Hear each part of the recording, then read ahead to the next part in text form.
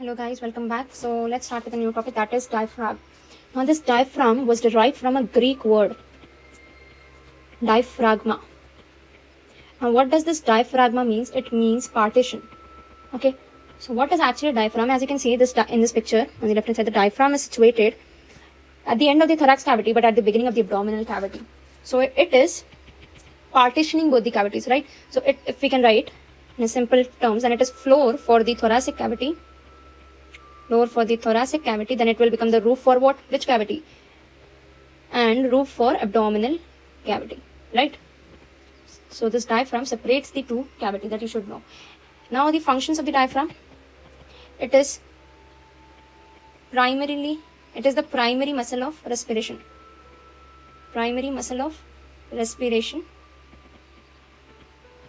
Innervation is by phrenic nerve.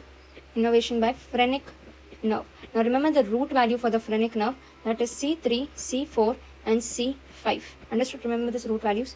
Now this diaphragm, as you can see where it is situated, it is a dome-like structure. Okay, so this is considered to be the right dome, this is the left dome. So this is right dome, this is left dome. Okay, remember it.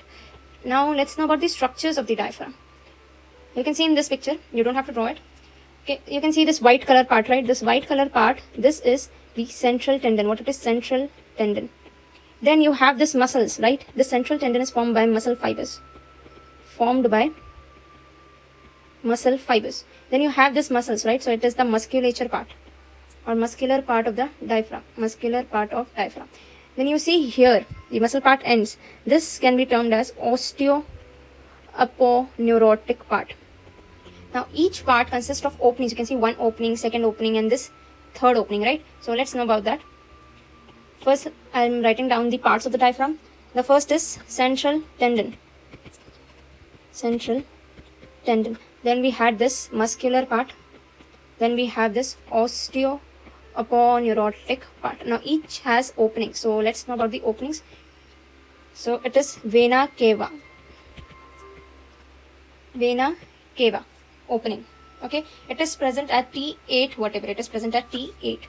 Muscular part is having esophageal opening. Okay, and this is present at T10. Okay. Then we have aortic opening. What we have? Aortic hiatus. So this is present at T12. You have to remember, okay, this esophageal, rub it and you can write it as, one second. This esophagus, you can write it as esophagus. Okay, don't write esophageal, write esophagus. Now there's a reason behind it, I'll tell you in few minutes, okay? So remember the openings. Now let's know what structures passes through each opening. Through the vena cava opening will pass the inferior vena cava. What will pass? The inferior vena cava.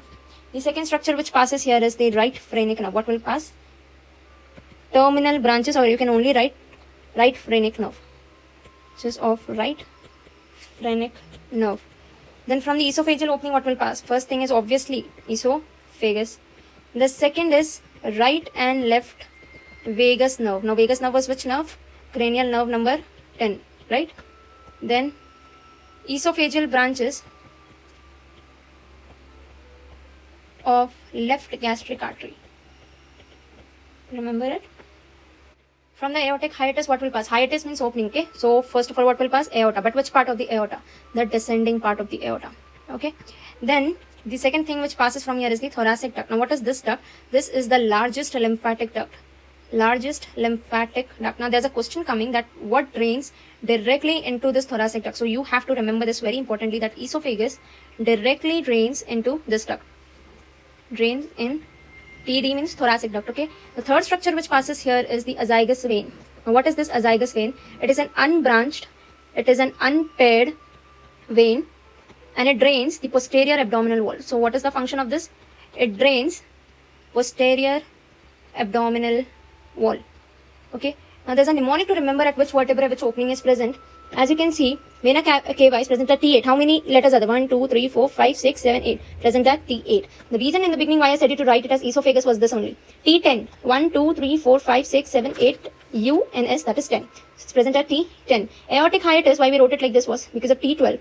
Aortic 1, 2, 3, 4, 5, 6. 1, 2, 3, 4, 5, 6. 6 plus 6 will become how much? 12. So by remembering those letters, how many letters are there, you can remember at which level? what was present. Okay.